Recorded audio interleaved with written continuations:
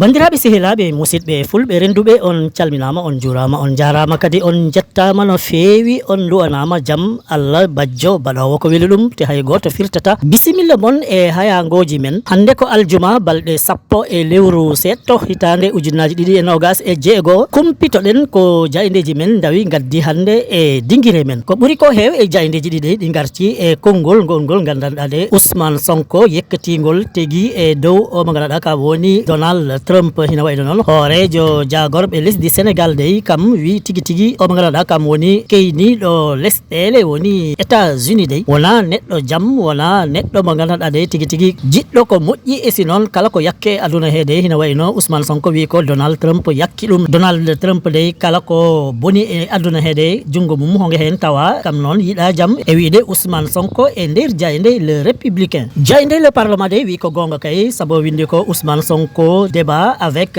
Pascal Boniface. La souveraineté est un combat à organiser hina wayno tigi tigi de e nder jayde le parlement o mo ganduɗa kam woni Ousmane Sonko de wi ko jiide hoorema e wawande hoorema e nder lesdi ma de ko haare tigi werata ɗum e si noon ko darade tigi tigi werata ɗum ɗum noon de fottitta e o mo ganduɗa kam woni Pascal Boniface de nden tigi Ousmane Sonko yekkiti ngol ɗon konngol hina wayno noon e deftere nde ganduɗa de heɓe nde mawni natno e nder ɗon deftere de hina wayno tigi tigi kala daraniɗo lesdi mum e si daraniɗo Afrique de indema e nde e nder nden ɗon deftere ha taki jande windi ko nden haare kam ko ɓesdata nde waw waɗe tan ko ligganade hoorema ha tigi tigi ko ñamata ko e ko jarata ko tawa an waɗanta ɗum hoorema e si noon koppereje ɗe gandanɗa de haɗo ɗe foti waɗe nder lesdi he ko an tigi fotiɗe littu an e ɓiɓɓe lesdi ma e wiide jayde le parlement jayde le quotidien de windi ko propos du PM contre le président américain Sonko veut déstabiliser Trump hina wayno de konngol ngongol keyniɗo jagorɓe lesdi Sénégal de tegingol e dow keyniɗo lesɗele de woni Amérique hina wayno Sonko de kam yiɗi tan ko dillinde o mo ganduɗa ka woni Donald Trump e si noon yiɗi ko huccidirde e mum yeeso si tawi ɓe mbeɗetirat goɓɓe yo ɓe mbeɗetir ko noon tigui jande windir ɗum son retour aux affaires n'a pas tenu ses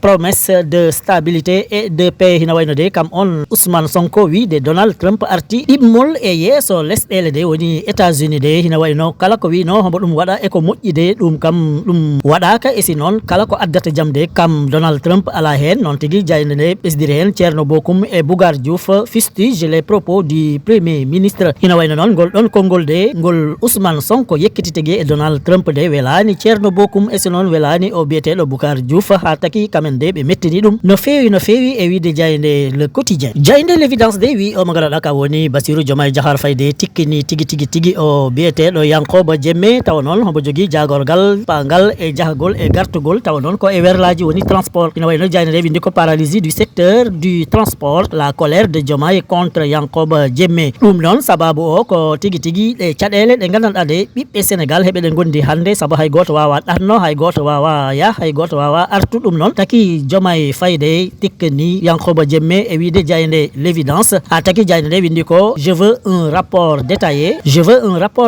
Bassirou Diomaye Faye accuse son ministre des transports terrestres en mauvaise posture hino wayno de e nder jayde l'évidence o mo ganduɗa ka woni keyniɗo lesdi Sénégal de wi ko yo weeɗe ɗerewol laɓɓinatgol ko taki tigui caɗele ɗe goni e on ɗon alhaali woni jahgol e gartugol tawa noon jomumen werlaji ɗi heɓe mbaɗi guerew mumen ina wayno dukani tigui o mo ganduɗa kam jogui mbiɗen ngal jagorgal jahgol e gartugol e lesdi e si noon e boli Sénégal e wiide jayde l'évidence si woodi woɗɓe dañɓe caɗele tigui e nder Sénégal de ko ɓe liggotoɓe e BTP woni ko fayi e mahadi e boli e kala ko wonata ciment e ko wayi noon de ɓen de kamenne ɓe dañi caɗele tigui ha tagui jayde Sud Quotidien windi ko crise du BTP sénégalais renaître du pied du mur hina wayno noon hande foti e si yonti tigui gonɗon sengo de yekkite ha ɓe ngalaɗa kamen liggoto e bâtiment de kamenne ɓe mbawa fa yesso jayde nde windi hen retard chronique de paiement accès limité au financement instabilité de la commande publique insuffisance des études techniques et faible discipline contractuelle le secteur secteur du bâtiment et des travaux publics sénégalais en crise structurelle. Non tigi jaynede windir ɗum wi sa yi caɗele ɗe goni e on ɗon alhaali de woni BTP ko jobdindi ndi ganduɗa de ha joni hini neeɓi ar esi noon kala ko fayi e koppareje ɗe ɓen liggotoɓe e gon sengo poti heɓe keɓani ɗe law esi noon ha joni eɗen caɗele ko woni ko sababu o de ko laamu ngu kam tigi weeɗata ɓe ganduɗa kamen goni ɓiɓɓe Sénégal te heɓe liggo e gon ɗon sengo de weeɗa ɗumen liggey moɓe mbaɗi eko wayi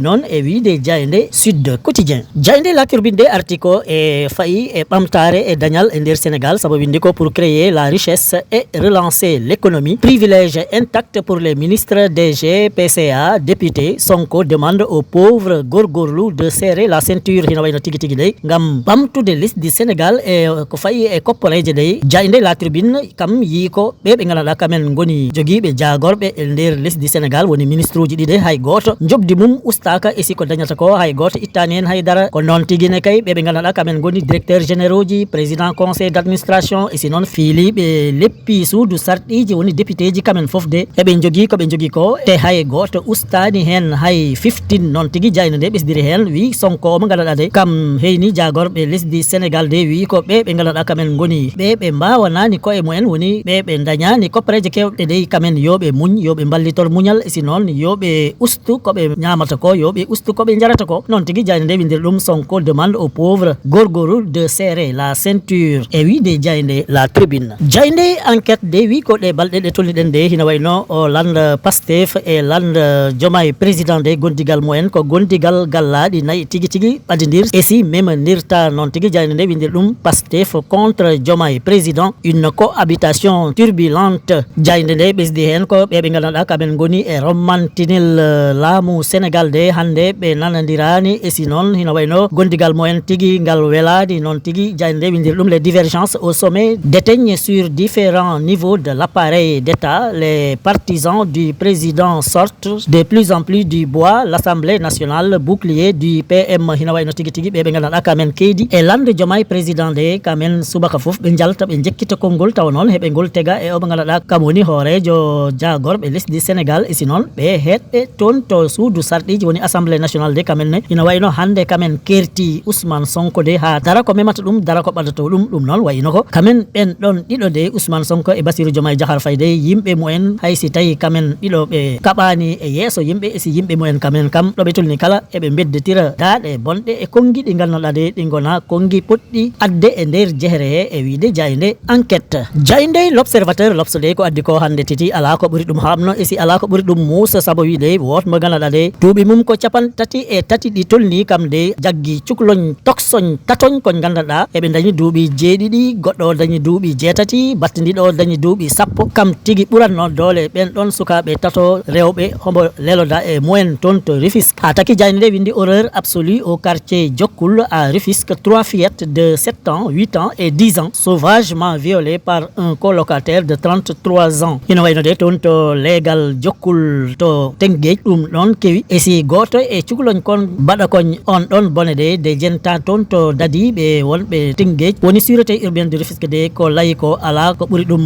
yurmino ala ko ɓuuri ɗum hamno e wiide Jayde l'Observateur. Gasnirten roɓindo Jaydeji men hande de ko coftal ɓalli sabo point actu et sport de windi ko e ɗerewol mum adanol de Sénégal de yanama wone titi toon to Maroc hino wayno de Jayde de windi ko championnat africain de football scolaire U15 le Sénégal bat le Maroc 4-0 et se qualifie en finale. Jayde point actu et sport windi ko de koñ mbara koñ dañ koñ duuɓi sappo e joyi taw noon heɓe goni e duuɗe gonɗe e nder Sénégal de ɗum woni sport scolaire kamen de ɓe jaggi Maroc tan ɓe ndibi ɗum fa ɗaati noy saabu ɓe pooli ɗum nayi Maroc dañani hay dara ɗum noon ko beelamma tigui ɗum addi e nder Sénégal. bandiraɓe sehilaɓe ɗum wonɗo seeɗa e komin gaddanno on e ko Jaydeji ɗi dawi ɗi bindi hande tottidiren aadi ha sanga goɗɗo so weeli Allah joom baɗe e bawɗe o.